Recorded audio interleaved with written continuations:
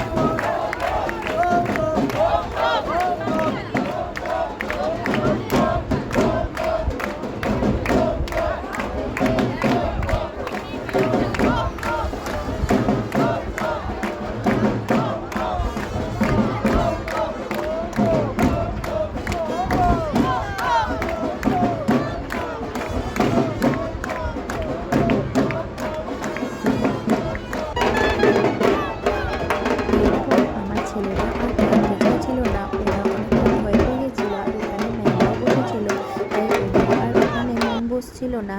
আর এরপরেও চড়ক ঝাঁপ বাকি ছিল, তো ততক্ষণ আমরা থাকতে পারিনি। আর এই যে এই কাঠটা দেখছো, এই কাঠটা জলের মধ্যে সারা বছর থাকে। এই চড়কের আগের দিন এই কাঠটা ঢাক বাজিয়ে জলের মধ্যে ভেসে ওঠে, কিন্তু সেই সৌভাগ্য আমাদের এখনও হয়ে ওঠেনি।